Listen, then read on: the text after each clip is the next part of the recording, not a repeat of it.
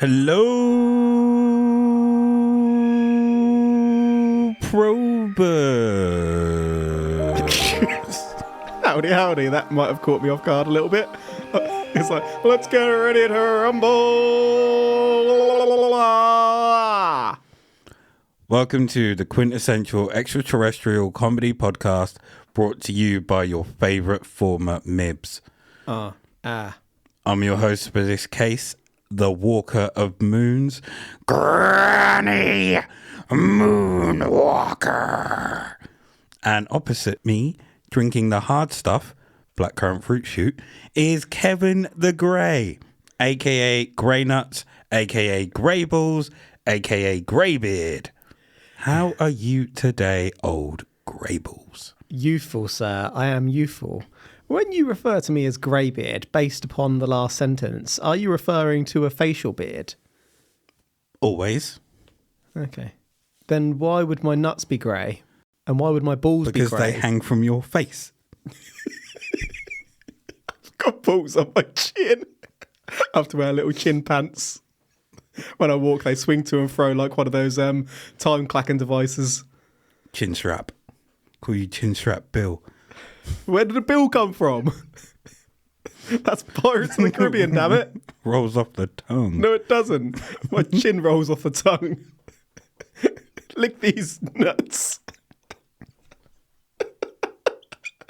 You walk in on me being orally pleasured.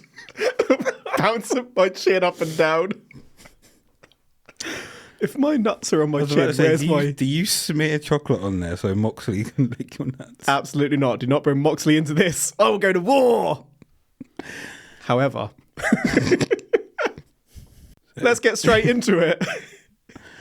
Today, we are going to probe an incident that appeared on Netflix's Unsolved Mysteries. Ooh. It's March 8th, 1994.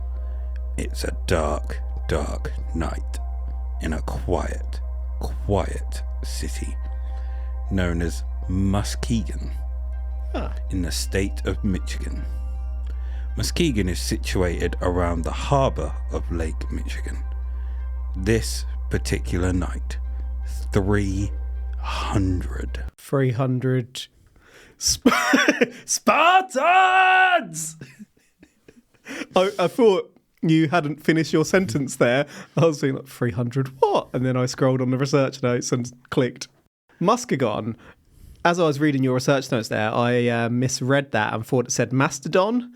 And I flashed back to Power Big Van Rangers. Vader in my childhood. The Mastodon! Jim Ross announcing him coming down. We went to two different childhoods there. We did. You went Power Rangers, I went wrestling. Who was the cooler kid? Neither of us, both freaking geeks. Me with my chin balls. I love how you quickly answered that before I could say me. Who was the cooler kid? Neither of us, damn it! Allegedly, truthfully. We both were nerds. I'm bringing you down with me. You suck. Not your chin, though. You lick. So 300 witnesses saw something Jesus, hold on. special. 300? 300. That's a lot of witnesses. That's a lot of witnesses. This may be one of the most witnessed cases we've yet covered. One of. I think Nuremberg would top it. Nuremberg would top it. So these 300 witnesses 300? saw something special in the skies. Bright, multicolored lights were seen over the city. The lights were described as moving erratically through the sky. So one resident was on the phone to her friend when a bright light shone through her window. Laser pen. This light was so bright that it prompted her to go and have a look. She told her friend, "I've got a UFO in my garden." She watched as three lights...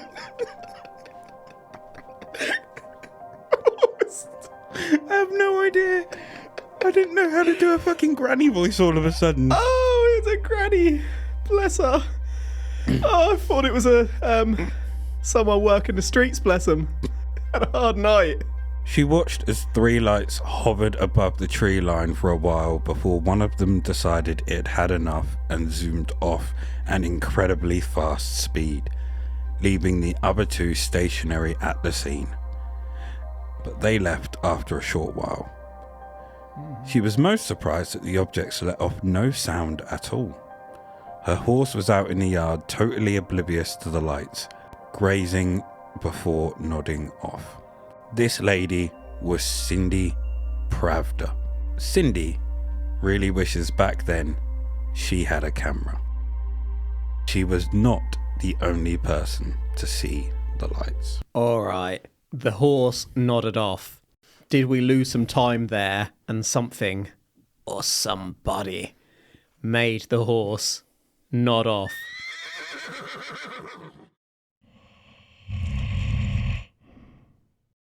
We would have to ask the horse if it experienced missing time, but until we know a real life Dr. Dolittle, then you know a real life Dr. Dolittle. I am a real life Dr. Dolittle. So until you go and I was about to say investigate, go and interrogate the horse, I'm just going to call him up now. we do not know.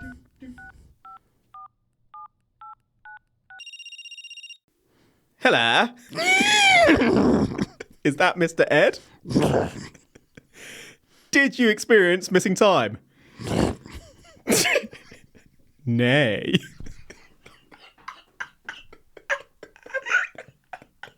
So you can talk. You just said nay. Nay. So, from your interrogation of the horse, did he conclude that he experienced missing time? He said no. Okay. Residents about 22 miles away in Holland, and not the country, also saw something similar. These witnesses were Daryl and Holly Graves, along with their son Joey, who was 14, and their daughter Michelle, who was 10. Damn, Joey has aged for a 10-year-old. Joey looks like Joey Tribbiani. Joey's 14. Joey doesn't share food. And there's a picture of Michelle.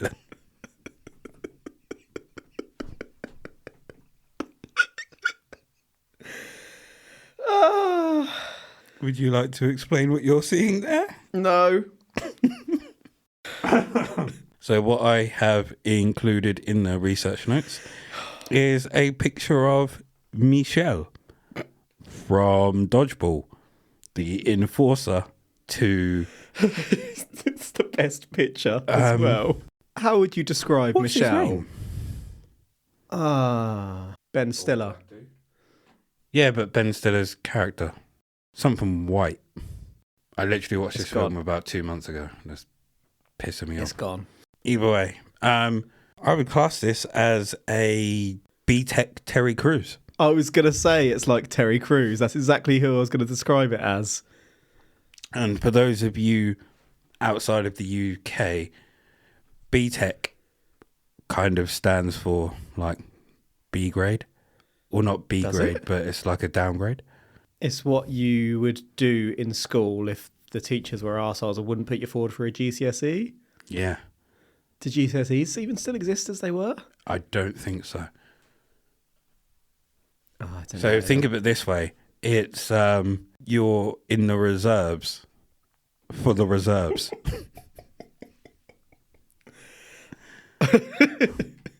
That's B-Tech. Like a knockoff version. Like Knicks were to Nike. Everyone who's done a BTEC has just got very offended by this. Yeah, they probably have. It's generally something, jokes aside, that the naughty kids were put onto because they were too naughty to do well in their GCSEs. Granville has 3. Apologies to any B-Techers out there. I've got an A-Tech. Anything you want to add before I continue? I can't even remember. Funny lights in the sky, 300 witnesses. Horse didn't experience lost time. Nay. I feel like more is going to happen to this lady. We're going to come back to her, aren't we, after we've visited Joey? Let's see, shall we? There's no way she's seen that craft and it's just gone away, getting bored, it's done something. It was there for a reason. UFOs don't just appear and bugger off. They appear, do something, and bugger off. And either, was it Cindy? Mm-hmm. Cindy or the horse is getting it. Or already got it. The parents went off to bed early. Hey! And we're going to cover this section in great detail. Leaving the children in the living room. Daryl whipped out his fat shins. I don't want to go any further with this. That is Greybeard's great detail. Well, this is your case. I feel like you need to add some detail. It's important to lay the foundations for the listeners. Okay, that I shall. They were awoken by Joey frantically screaming, You gotta come see this! Joey sounds a bit like a nanny too. Joey says that he saw 6 lights. So, Hold on, wasn't Joey like 14? Yep. Joey has got a high-pitched voice. I'm pretty sure we knew some people at our school that had high-pitched voices. Yeah. Well, there you go. I'm not really going to go, you gotta come see this. That sounds like the Joey I knew. Hey, yo. Hey, yo. You gotta come see this. Let's just go to the gents' toilets. Don't know why, but I'm just picturing Razor Ramon. Hey, yo. Joey says that he saw 6 lights. He saw them out of the window above the barn. He got up and went to the sofa looking up at the sky, and the lights he saw were red and white. But these ones did not keep still. Holly describes their living room being lit up like a spotlight was shining into it. Holly was completely shocked, so decided to call the authorities. Respect the authorities. Upon calling, she mentioned that her call wasn't an emergency and that if anything came through, feel free to cut her off. Holly politely proceeded to ask if the police had encountered any calls regarding the lights in the sky. Holly has now suddenly come across as a very credible and understanding witness. There's 300 of them. That's... This is how I would probably call up if I was being robbed. It's not an emergency. Excuse me, but if you've got any spare time... Please, would you mind coming out to assist me? One of my hands is tied behind my back, but it's okay. I don't want to trouble you. Yes, that's a gun against my face, but it's okay. I understand that you're really busy. I hate complaining. I hate it when you've had bad service on your television or something. You have to call up. He hates complaining, complaining that he hates complaining. Touche, sir. Touche. I'm complaining. I'm not complaining. Do you want to continue? I like complaining to you because you really listen. And I feel seen. Because I'm a good friend. Oh, friend! Oh, new friend! Oh, friend! Please be my friend! Oh, friend! I never feel insulted and offended. As I scratch my chin balls. I'm glad you feel that way. So dispatch told her that they hadn't heard anything. So Holly said that they may want to get someone to come and have a look. She explains that it's unlike anything she's ever seen before, and whilst on the call, her husband says that they should go outside and watch them. Holly's description of the lights is that they were moving slowly in the sky. She says that it looked like they were made of chrome and cylinder shaped, They got rims. and that had lights along the bottom that were spinning round in a clockwise direction. Hey, yo, dog. What about some chrome on your flying saucer? Hey, yo, dog. He couldn't resist. She couldn't see any windows. Hey, yo, dog. You want That was a some windows? You want some tin on your windows, dog?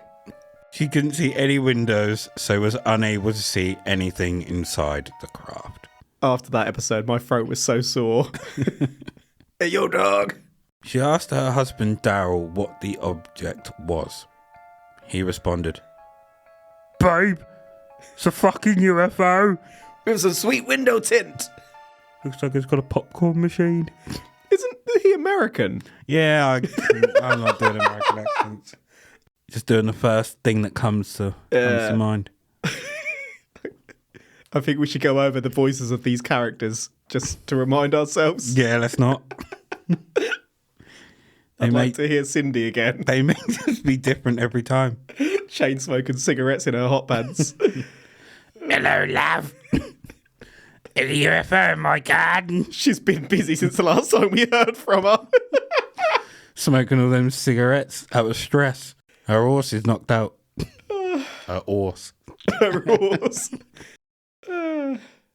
So, okay, those aren't the exact words that he used, but he did state that it was a UFO. He could have used those words. We've not I mean, he could have. got a recording. He could have. To be fair, if you were recounting this tale after the fact to authorities, you may not include the colourful language that you originally said. I would put all the colourful language in. I'd add more. Speaking to the police. Yep. Hey, you fucking prick! Have you seen this UFO? You fucking pricks. Oh. So, for those of you outside the UK, we drop the C-bomb often Well, you do. as a term of endearment. Oh, that's true. That is a British cultural thing, isn't it? There's two types of people in the UK.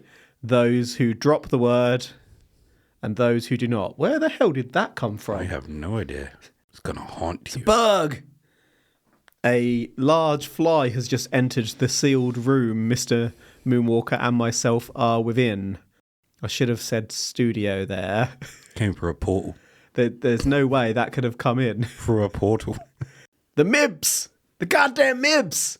I mean, we've done what? Over 150 episodes Yeah, now? we're around the 160 to 170 mark, I believe. I don't think it has happened yet where we have accidentally dropped the C-bomb. I'm pretty sure you have dropped it. Oh, yeah, but I just kind of beep it out. But if there's any point where you hear it and I haven't beeped it out, that's just because we use it quite casually and in a friendly term. Yeah. He says whilst looking at me angrily. Around 15 minutes later, Officer Jeffrey Velthouse arrived on the scene. Officer Velthouse was out cruising in his squad car when he received the call, and he was skeptical as fuck. I've just flashed back to something. I think I said this on the podcast before, but once I was in court with my Apple Watch walkie-talkie turned on. I had this conversation with a client the other day telling them this exact story. Yeah. And suddenly I hear through my suit sleeve, God damn, trying to turn it on silent before anything else came through, hoping that the judge didn't hear while he was talking. The worst possible moment for that to happen. I apologize. Officer Velthouse was trying to think of any explanation for what it could possibly be.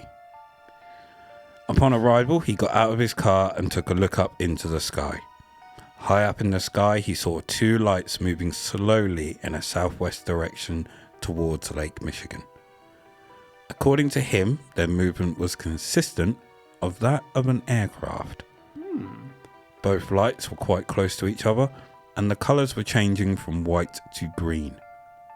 He continued to watch, and then one of them caught his eye as it quickly moved away from the other one and kept going southwest.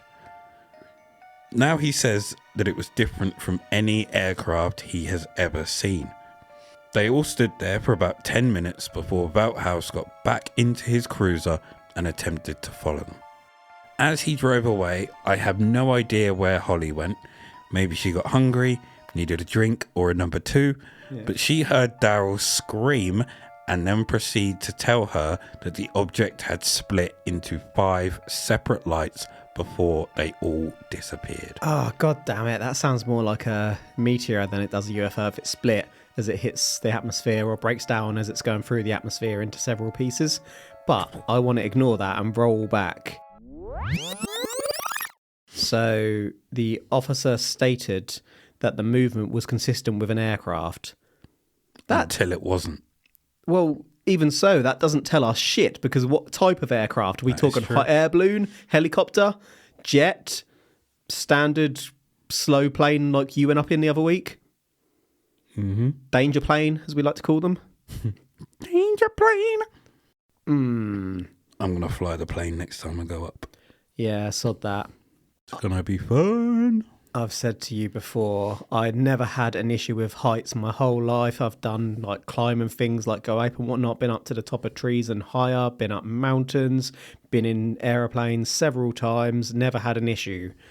I went to fly a glider, and the sensation of being all that way up in the sky in control of something that had no engine and kind of in theory at the mercy of the wind shit me out for life. Now when I go up to castles and I look over the edge, I'm like, oh, never had that before. Fuck that. Yeah. Did something to me. It changed me. Life-changing experience. Well, I'm a fly. I don't even know if I'd want to do a plane now. You should try a glider and see how you find it. No. With Velthouse hot on the heels of one of the objects, more and more calls were flooding into dispatch. Oh, shit. A lot of these calls were describing the same thing. 4 to 5 lights moving weirdly in the sky. Descending, ascending, and turning in and around in a circular motion. One caller was reported saying, "There's no way. I mean, a plane is not that wide." Some of these calls reported how 4 lights went to 3 as it descended and then turned around and went back up, and as it did, turned into 2 lights. They would hang there in the air as a group before they split away. Not to keep talking about things that aren't the case, but once you go back up in that plane and actually take control of it, does that make you a captain? I'm the captain now. Well, you're not, because you haven't taken control of it yet. That's But what once I will say when I take control of it. Ah, shit. I'm going to lose my captaincy. I've never piloted a plane before. Gosh darn it. What can I pilot that's more superior than a plane? Space shuttle? Where can I get one of them? I'm scared of heights. Space! Well, I wouldn't say I'm scared of heights. You're It just- terrified. It gives me a funny feeling when it didn't before, Funny feeling in my tum-tum. and I shit my pants. I'm not scared. Literal goosebumps, cold sweat, poo running down my ankles, but I'm not scared. I'm on the floor, holding onto the floor as I try and look over the edge, I'm brave, damn it! but I'm not scared. Well, Velthouse had an idea. One that could solve this mystery once and for all. He contacted The horse! Nay. He contacted the Ottawa County Central Dispatch, asking them to try and get hold of radar services to see if they could identify what people were seeing. Dispatch contacted the Muskegon Weather Service. The person on shift that night was Jack. Oh no. There's a picture coming up. Oh, it's the Monkey Jack. The Monkey Jack from Pirates of the Caribbean. Do you know what? As you were going through that section, I was thinking if there's going to be a picture coming up, it's going to be from Austin Powers. That looks like a giant Johnson. But nay. Jack received this call around 10 p.m. and was asked to see if he could see anything strange on radar. They proceeded to tell Jack what was happening. I'm going to stop doing that now because I think I mentioned his name too many times. Several thousand times. Jack was skeptical about all this, but because it was the authorities that were asking him, he had no choice but to take a look. And deep down, he was also interested to discover what it was. Jack was very astute about the radar technology and knew what it was capable of, and more importantly, what could fool it. You're really trying to fight it. Jack took control of the radar and started moving its beam back and forth across the county, looking for the objects. To his amazement, he came across an object. It was alone. Dirty boy. He told dispatch that he was looking at it. I'm looking at it in the vertical right now. He continues before... Kermit the Frog. Oh no. Now it's disappeared. You don't need to be green. Oh no. Hey Bert. Really? He explains that it was 6,000 feet high, so it could have been a plane. I'm gonna fuck that piggy.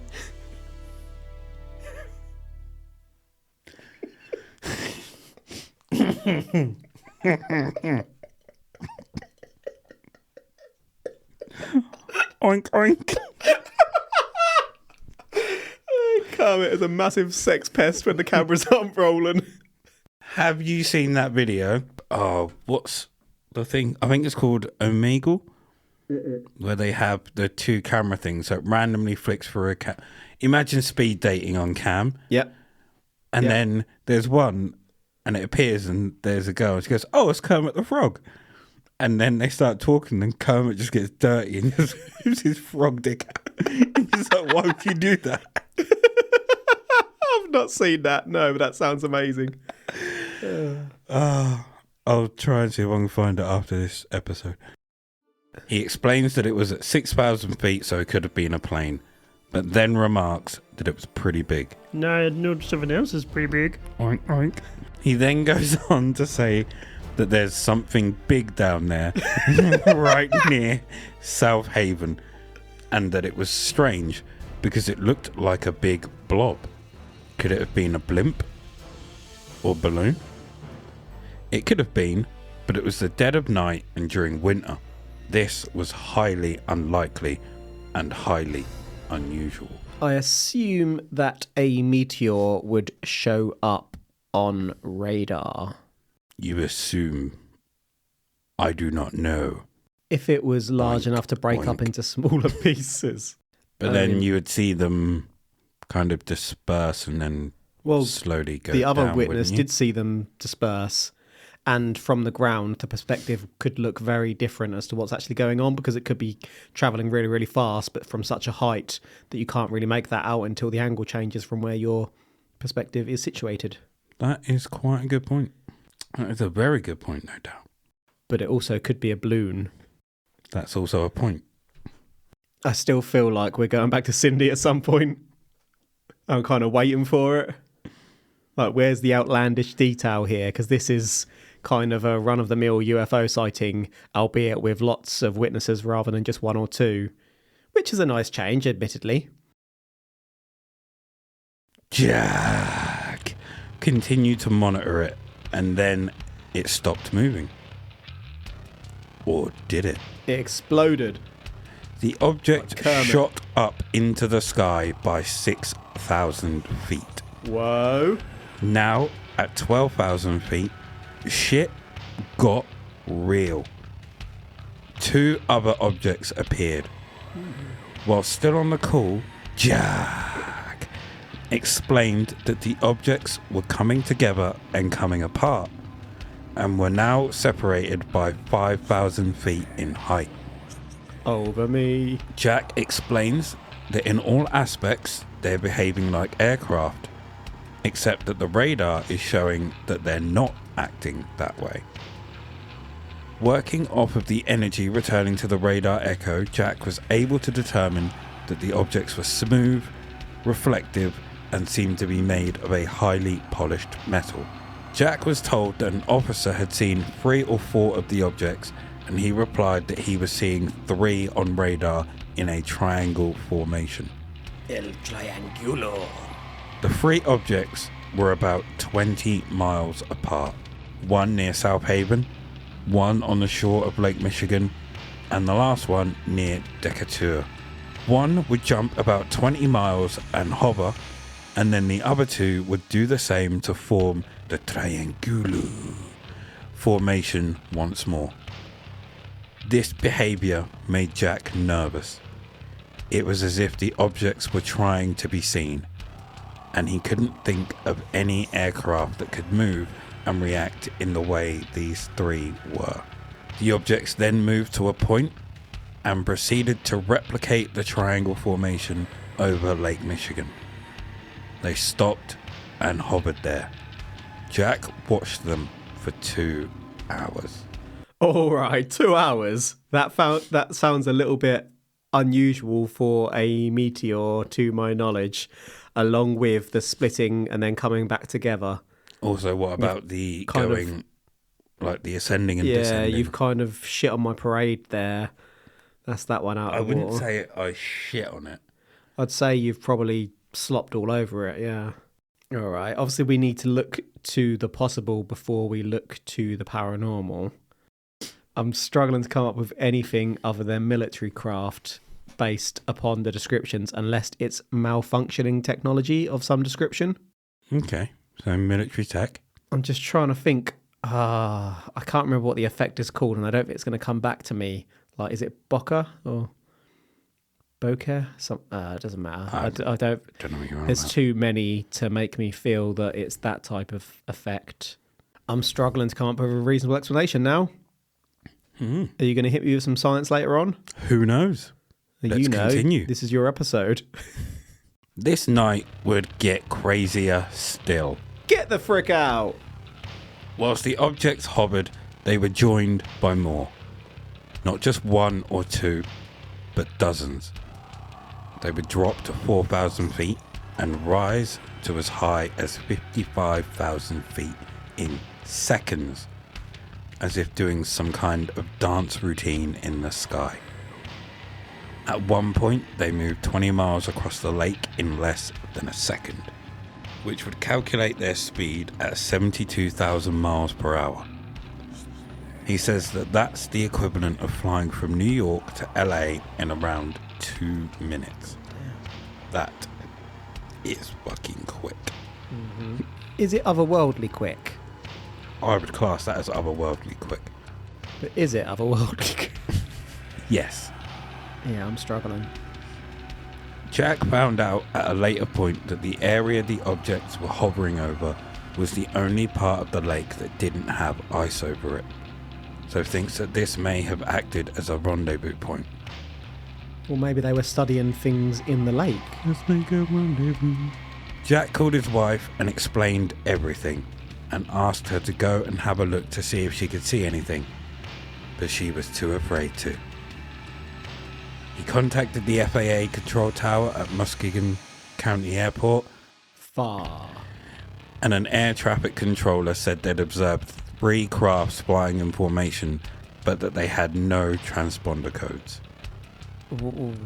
Jack stayed and watched the radar until 2 a.m, which by then they started to disappear one by one. The speed rules out things such as sky lanterns, so we won't even bother with that. But my only suspicion here is the Federal Aviation Authority. We've previously covered that we can't trust them for shit because they lie. So either they ain't detecting nothing at all, or they have transponder codes but they don't want to share it because it's military tech. We know we can't trust the FAR. We've covered this in detail previously. In detail. The next day, Michael Walsh, a journo for the Muskegon Chronicle, started receiving calls from citizens about the objects. Muskegon! He called the dispatch operator and asked for the recordings of the calls from the night before. It's time! It's time! When listening... Time! When listening back, he says he could hear the amazement and sincerity in their voices about what they'd seen. He also heard the communication between dispatch and Jack, and Jack was unaware that the call had been recorded until several papers started to use his call as proof of a UFO visit. MUFON got in on the action, Of course and they did. Virginia Tilley was put in charge of the investigation. She interviewed some of those that had seen the object that night by using various methods. The family of Holly, Daryl, Michelle and Joey didn't get off lightly from their neighbours and others in the community who didn't witness it though, with people making fun of them and even suggesting that they were taking drugs with the children in the garden. Oh dear. As the news broke, more and more people started coming forward, some claiming to have seen the objects the night before, and another claiming to have seen the object a month before the event. All of these were taken seriously, or at least checked. Most of these people claimed they didn't want to come forward initially and be ridiculed for it. Back at the weather station, Jack was beginning to get teased by his co-workers. They would hang paper UFOs around the office, and this didn't sit well with him as he knew what he saw. The National Weather Service didn't want this kind of press, so tried to make it go away. They would come out and claim that the radar is there to track rain and snow and not planes or other aircraft. They stated that it was possible that the radar was picking up metallic foil on a military plane and that a temperature inversion could have been the culprit for the strange returns to radar. Jack states that the objects were also picked up at 55,000 feet. This rules this theory out. Jack was told not to talk to any press or give any interviews, and because he loved his job that he'd worked his entire life for, he didn't want to lose it. 5 months after the event, Jack left Muskegon for Atlanta, and in 2016 he retired. Upon retirement, he reached out to Virginia Tilley about that night, and she explained that on several occasions she tried to contact him, but was told he was unavailable. Oh, shit. That's interesting. Right. You've hit me with a lot there. Hit you with a lot. Shot. So, more and more people started coming forward. That could be because they wanted to jump on the bandwagon, so to speak. So I'm not too worried about that. That is a possibility, yes. But I'm really interested in the main accounts here now. There's a lengthy amount of radar readings here, and it strikes me as unlikely that temperature variations would last for the whole duration of those readings. Mm-hmm. Not only that, but considering the different heights. Yeah, you covered the 55,000 feet. Wow. This has turned out to be a more serious one than I was expecting. I was expecting Cindy to get probed, a little bit of butt stuff going on, and the horse to get probed, a little bit of butt stuff going on, followed by some sleepies, returned to the surface. It's turned out into a credible sighting, hasn't it? And now you're about to shit all over it, I'd imagine. Now, this is the part of the probe where we turn to science and skepticism. Could the radar bleeps be something other than a UFO, such as marsh gas? What the hell is marsh gas? Marsh gas. A small plane, helicopter, space debris, or more. But these were all ruled out by MUFON. Others believe that these could have been secret military tests of new technology. And William Scott of Aviation Week and Space Magazine has said that the descriptions are consistent with blimps. All right, Mother Trucker, what sort of blimp have you ever known that moves at 73,000 miles or whatever it was? So to summarise, we have the case of Muskegon. Was that Stifler, Sean William Scott, that made that statement? Where hundreds of citizens saw strange objects overhead. We heard the story of Cindy, hello love, who was on the phone to her friend when a bright light shone through her window. Is that you greeting Cindy? Yeah. 22 miles away, a family of 4 also spotted objects up in the sky. They contacted the police to see if they'd had any other calls about something strange. They replied they hadn't, but would send someone to check it out. This officer was Officer Belthouse. He came, he saw, and he was amazed. More and more sex tape. More and more calls were going into dispatch whilst Belthouse was watching. When the object left, Belthouse gave chase. Whilst he did, the family noticed the object split into multiple objects and leave. Belthouse thought of something that could help, so he contacted dispatch and asked them to contact the Muskegon Weather Service to try and get something on radar. This brings us to Jack. Jack was the one that received this call. He was skeptical at first, but checked the radar nonetheless. What he saw was astounding. He found an object on the radar, he told dispatch, and then the object moved higher into the sky, and it wasn't long before the object then broke into 3 objects, moved in a triangle formation over time, and would zip across Lake Michigan about 20 miles within seconds. It would also be joined by dozens of other objects, whilst initially retaining the triangle formation. As Jack continued to watch, I literally just fucking said this. You've done a me. The others would turn up and they would do amazing things in the sky, like a sky dance. This continued for a couple of hours before the objects left. The next day, a journo received loads of calls from citizens following the night's event, and the journo also received all the call recordings. MUFON came to investigate too, and believed that something was seen by the citizens of Muskegon. Yeah, I'm ever so slightly suspicious that it's gone heavily through journos. But regardless, I do feel like something was seen in the sky. So, am I saying that it was aliens or am I saying that it was military tech? You tell me. Oh, I don't know. I mean, I don't really have anything to lean either way. So, why would military tech be doing what these crafts did? What were they doing? Just testing flight capabilities? Meanwhile, what would the alien motivation be? To observe, to look over that pool of water around the ice and understand how our weather works.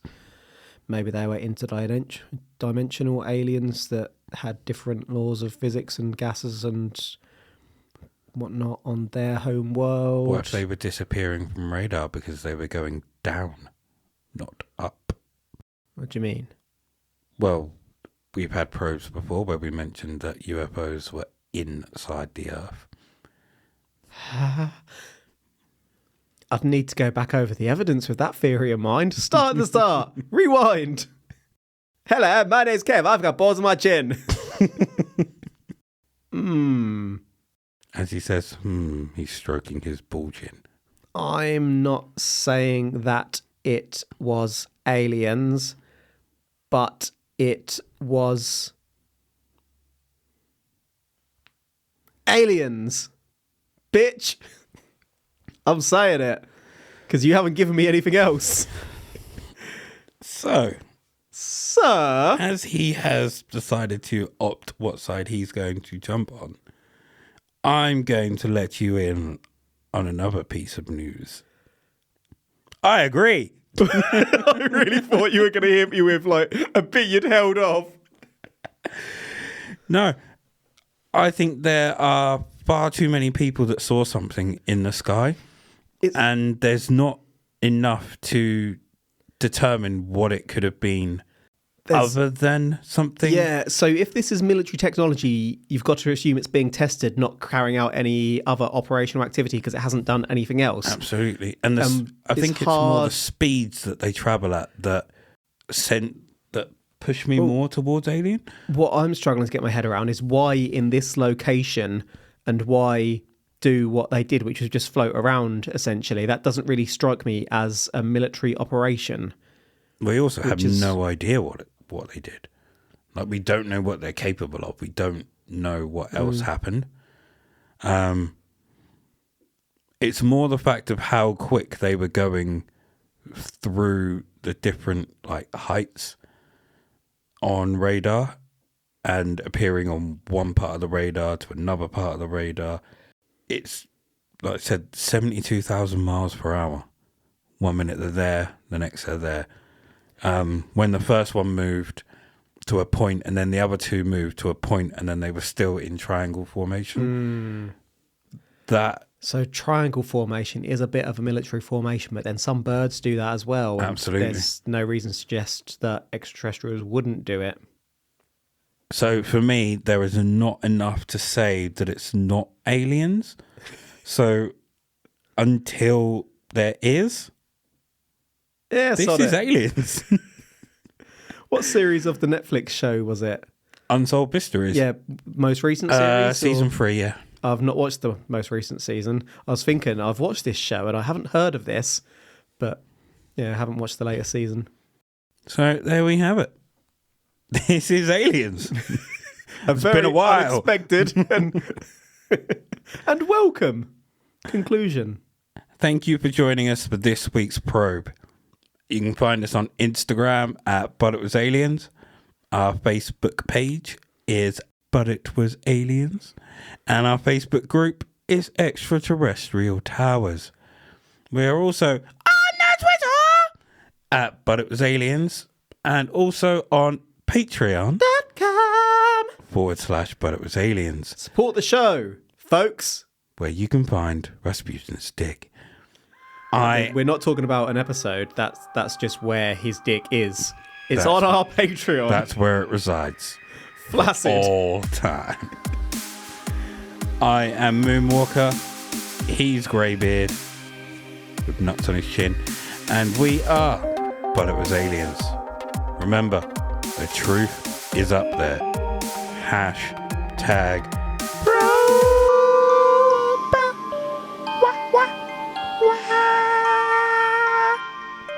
Hello, darling.